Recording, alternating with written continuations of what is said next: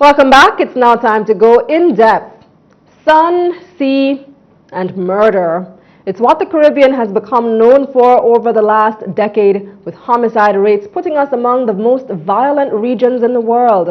Tonight we take a look beyond the numbers. On the phone is Dr. Herbert Gayle, an anthropologist of social violence and lecturer at the University of the West Indies. Welcome, Dr. Gayle. Hi there, how are you doing? Not bad. Now, we're all familiar with the May 2010 incursion into Tivoli Gardens, a very powerful showing by the security forces that's become sort of a historical marker. And no doubt it represented a paradigm shift in the approach to crime, and the number of violent crimes has significantly fallen since then and even continues to slide. Does every country need a Tivoli?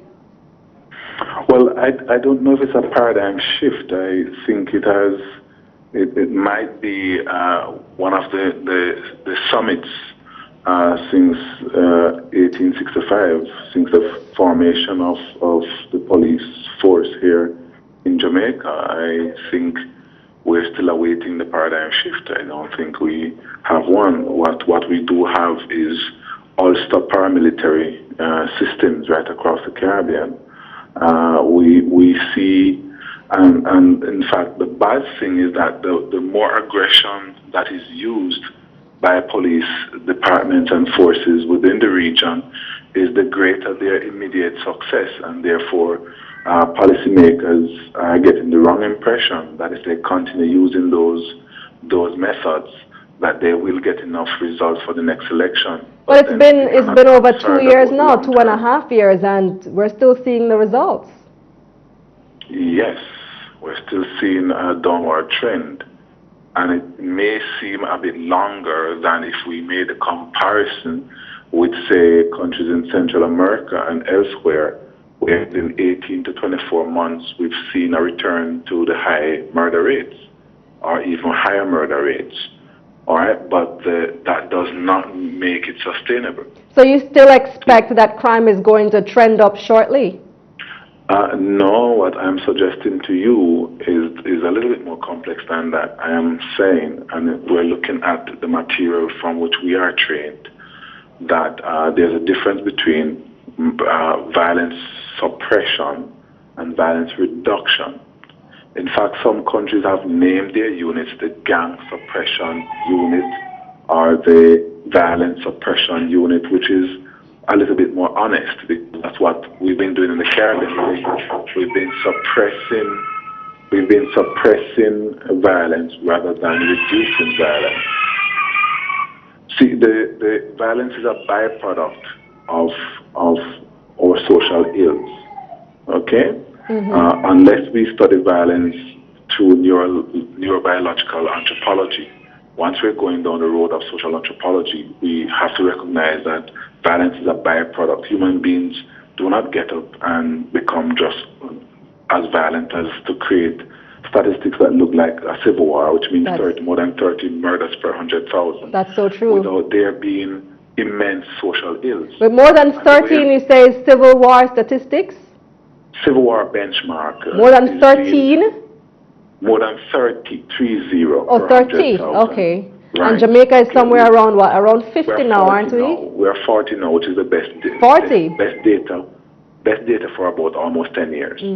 Now we're noticing in Jamaica that crime is becoming a lot more sophisticated, especially when you look at the technology and the intelligence involved in something like the lotto scam. Now, Kingston may have become more peaceful post-Tivoli. However, Western Jamaica has become a lot more violent because it's the center of the lotto scam. Are information and technology, are those the new drugs? Have they taken over from the drug trade? Not really, but what happens if you look at violence, if you look at gangs any at all, one of the things you learn about gangs, if you start looking at the Zeta or MS-13, Crips Blood, all of these big groups, is their ability to adapt. So if you remove one of their big players, it will take some years for them to regroup. If you take out one big player and a number of other big players, which is what happened in Jamaica, they're not going to bounce back in 18, 24 months like other places. But they will regroup. If you smack them in the east, they'll move to the west. If you smack them in the west, they'll move center. or they move to other countries and contain cells, or they will continue their networking or violent social capital within the prisons. You have to, as I say, you cannot continue to suppress violent crimes. You have to begin to build the schools. You have to begin to ensure that every male child is in school, to dry up the pool from which gangs recruit. So are these different people then who are now perpetrating the lotto scam in the West, or are they the same criminals from Kingston who just moved west? It's a mixture of both, because a lotto scam afford gang members to draw on more of mainstream people, such as bankers, schoolmasters, teachers, and so forth. A lotto scam is far more complex than regular violence, and therefore it draws on a lot of mainstream people that you see around and even respect.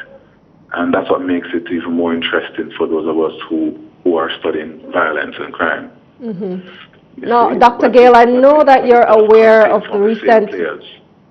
I know that you're aware of the recent violence in Belize. You actually did a study on that country, and just this week, security forces ended up in a showdown with civilians after the community accused the police of murdering 4 men inside their homes.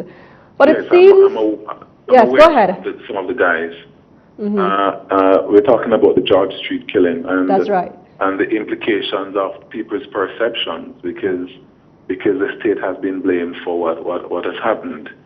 But if you step even a little bit back, you will look at the fact that Belize now has the highest murder rate in the Caribbean. Its homicide rate is 46, Jamaica is 40, Trinidad, St. Kitts, and Bahamas follow in the 30s. With pushing the Caribbean, all the figures are not yet in, because we wait until usually about February or March to look for Interpol's data. But it would mean that we have 4 or 5 Caribbean countries that would be solid in the top 10 in the world. So we have, of course, last year 2011 rather, we were ranked 5th. 2007 we were ranked number 1 in the world, and then we dropped to 3rd and then 5th. We're expected to climb back, that is a Caribbean region out of the other regions. We meaning Jamaica? The top 3 in the world, policing regions. Now, it seems that, going back to the incident in Belize, it seems that incident on Tuesday was a denouement after a crescendo of noteworthy events, and for such a small country, the murder rate you just mentioned is now higher than Jamaica's. How should the government and the police handle this delicate situation? Well, the first thing is not to be reactive. It's to show that the government still has central authority, but at the same time not to do anything rash, as in to invade any community or to do any such thing, because Belize does not have the space and the population frame as Jamaica to make major errors. A number of people in Belize are cousins and relatives, other relatives. It's too tiny. Even some of the gangs I work with in Belize, they've already killed their relatives because of how tight-knit and how village-framed the country is. And therefore, the government in Belize have to try and get it right. They have to come out and make young people understand that there's hope, that the country is going in a direction, despite the recession and all of these problems, the prolonged recession, that there is hope. Because one of the things is that youth get drawn into gangs and make decisions for gangs because nobody else has provided them with any source of income or respect. And people don't know simple things like that can change a country. It doesn't require bigger guns and shooting more people and construction of death squads, as I've seen people doing all over the world. They have very secret groups that go around and kill youth in the name of social order. None of these things are of importance, because in the medium term, within the next 10 years, nobody will remember that you did that. People remember that you provided the young people with hope, and that young people could have found the opportunity structures for their agencies. Yeah. And on that note, Dr. Gayle, thank you very much for joining us. You're welcome, my dear. And that's Dr. Herbert Gayle, a social anthropologist at the University of the West Indies, a lecturer there also. I want to thank him for joining us. And that does it for In Depth. After the break, I'll be back with sports.